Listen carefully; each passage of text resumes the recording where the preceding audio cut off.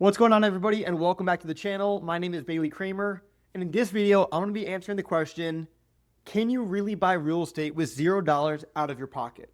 Okay, so the simple answer to the question is yes. But a lot of gurus online like to talk about just buying properties for $0 down, and it gets really confusing. So what I want to do in this video is walk you through my most recent deal and show you all the numbers. I'll show you the statements and the whole thing so that you can actually see how this deal works. Now, just a disclaimer, I did not have $0 out of my pocket for this deal. I'll show you exactly what happened and why that happened, but just want to, again, be fully transparent with you guys. So I bought this property for $85,000. As you can see, it needs some renovations. So I spent about $25,000 renovating the property. As you can see, here are some after pictures.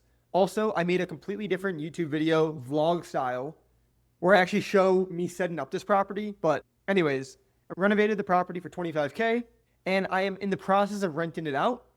Once I rent it out, it will profit me cash flow after all expenses about $1,000 a month, probably more, but I like to be conservative because I will be making a follow-up video showing my actual cash flow. So just being real with you guys, this is my projection, and we'll see in a month or two where we're at, and I'll probably do a 6-month and maybe even a year review. So then I went ahead and refinanced the property after it was all fixed up. So this is where the whole like no money out of pocket thing really can come into play. So when I got this property appraised, it was appraised for $162,000. And that was just based on the other properties in the area. And the lender gave me a loan, 70% loan to value. So 70% of $162,000 is $113,000. Now, and you can also see those numbers down here. But after fees, I received $102,000, which again, you can see this number down here.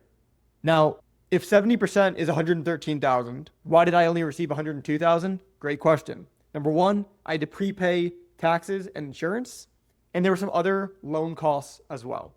So that's why I received less money. So I had to pay back my lender his $110,000 that he lent me plus interest.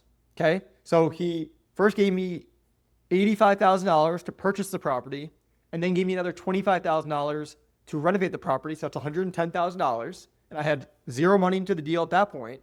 Plus I owed him interest, which came out to roughly an extra $3,000 for this property.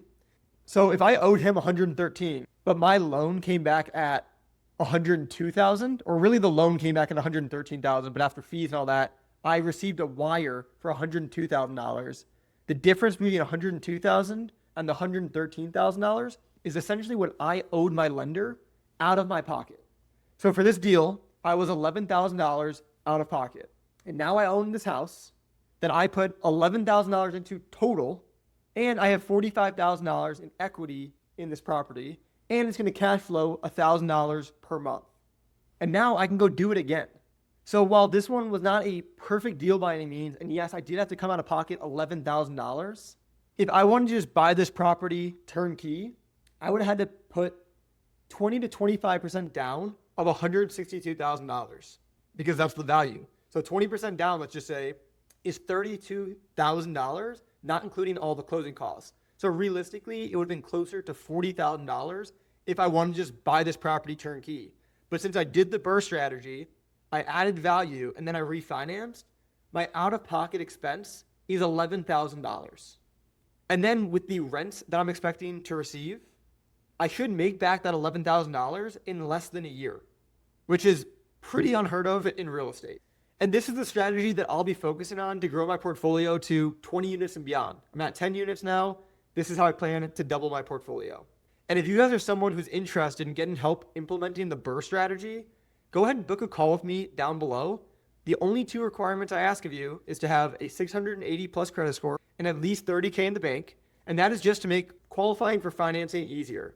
You can still implement this strategy if you don't have that great of a credit score or that much money, but I won't really be able to help you. So if you have those qualifications and you're interested in implementing the BRRRR strategy for your portfolio, book a call with me down below, and I'll see you guys later. Peace.